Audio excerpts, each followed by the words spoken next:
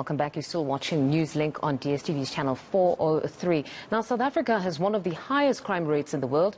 So are all components of the criminal justice system playing their part in fighting crime and corruption in the country? Well, let's dissect this with anti-crime activist Yusuf Abramjee. Yusuf, good morning and thank you very much for your time. Thank you.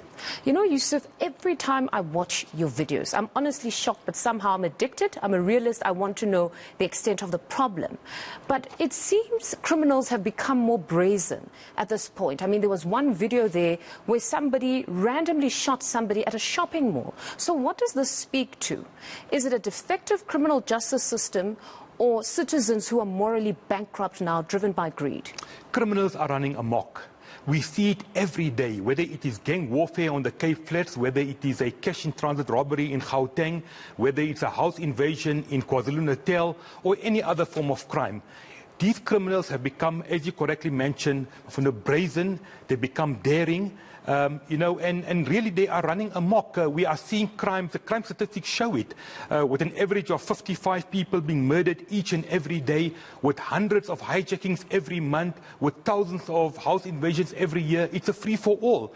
And people are living in fear. So South Africa most certainly has one of the highest crime levels in the world, which brings us to the issue, how effective is our criminal justice system? And many questions have been asked. So then, is it a situation here where the criminals have actually studied the shortcomings of the criminal justice system, from its forensic capabilities to its detection capabilities and even follow-ups, that here we're seeing no prosecutions at all? So have they honestly studied this, and that's how they continue to thrive? Let's not forget we are dealing here also with a large chunk of the crime, which is organized crime.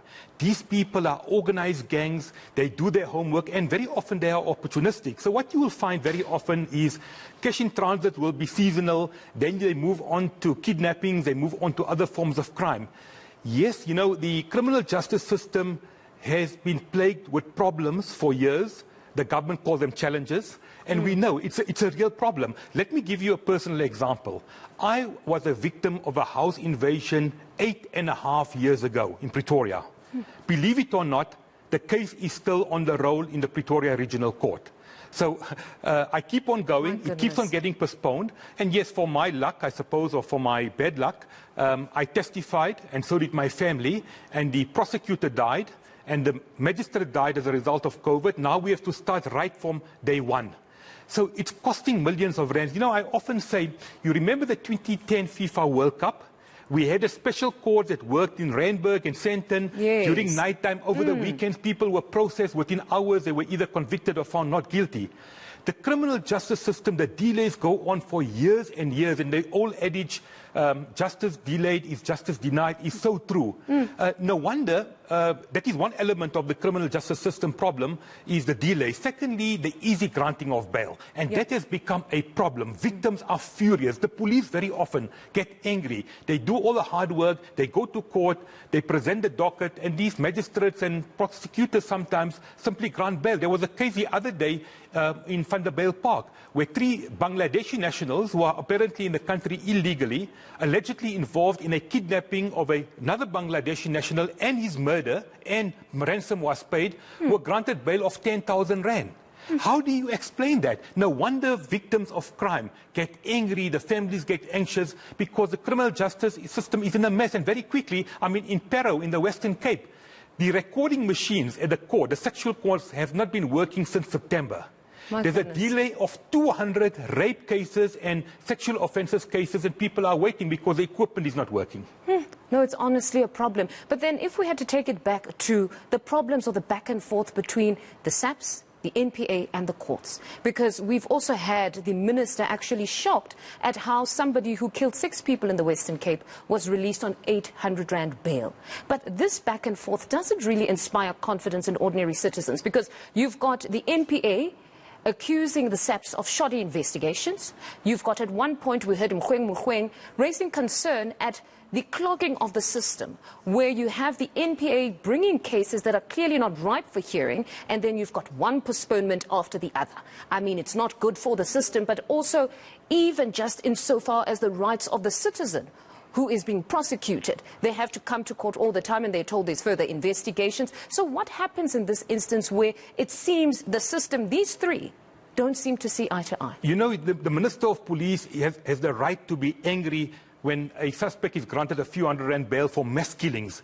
And the reality is, that suspect was given bail previously on other charges. Now, very often we hear how criminal suspects involved in other serious crimes and violent crimes get bail only to come out to commit more crime. We've seen it with CITs, we've seen it with the kidnappings, and that is where the problem lies. And then the ministry is sued after that by those individuals. Because if you've allowed somebody to be prematurely granted bail or without just cause, then they come, they commit crimes, people are raped, people are killed, then the Justice Ministry is sued. We lose money, taxpayers' money. Millions of rands get paid out in claims by the police ministry every year. In fact, tens of millions of rands. I think that the last time I checked it was about 200-300 million, if not more. Now, the big question is, who is to blame?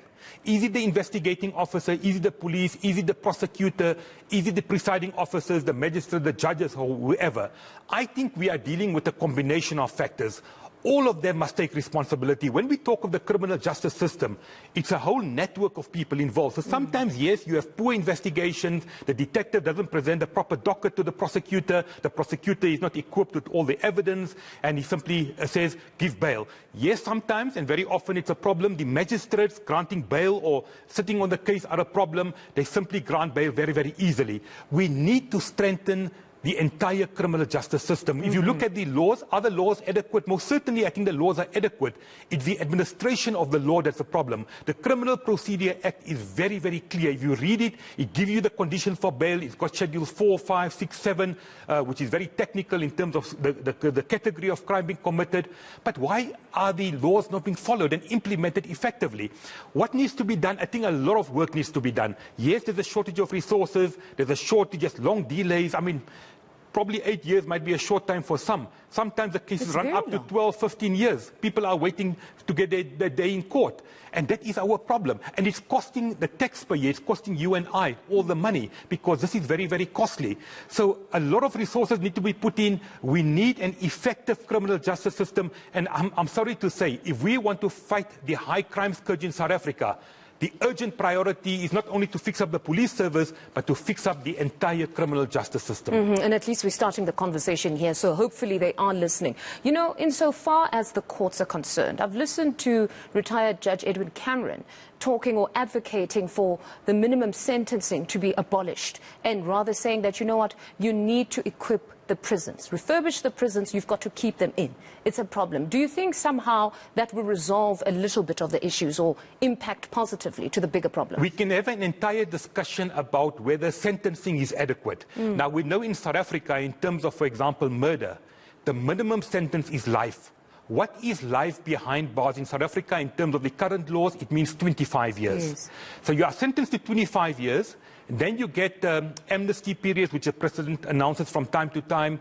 Then you have a parole system where good behavior, you get sentenced.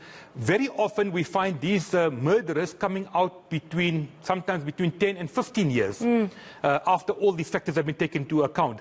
Is 10 years or 15 years adequate for a murder?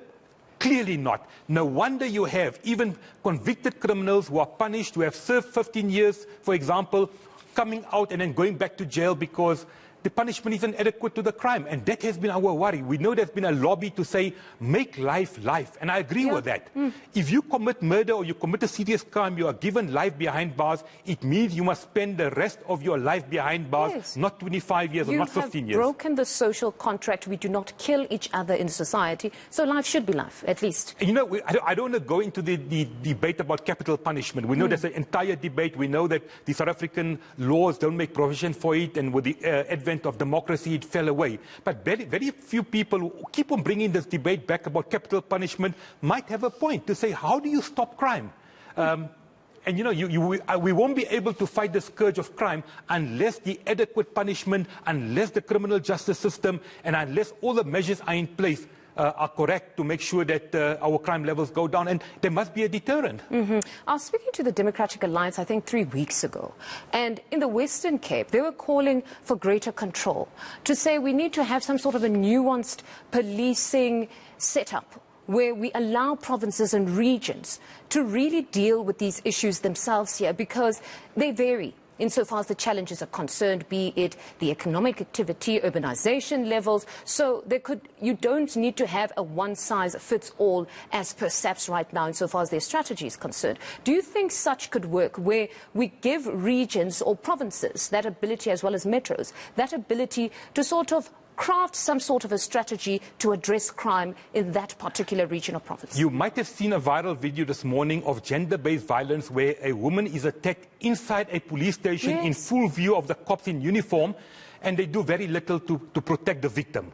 How often don't we hear that? Now, we know you are right. In the Western Cape, we have a police ombudsman appointed by the provincial government, right?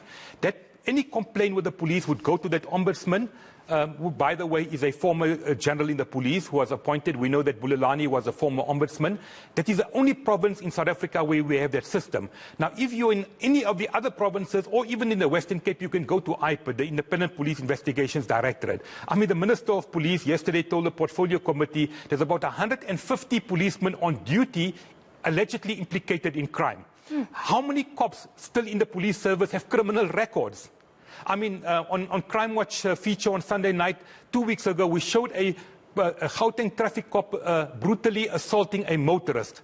What happened? We were told that he's now on precautionary leave. This morning, I'm told he still has a state car, allegedly. So how are we going to set the deterrent?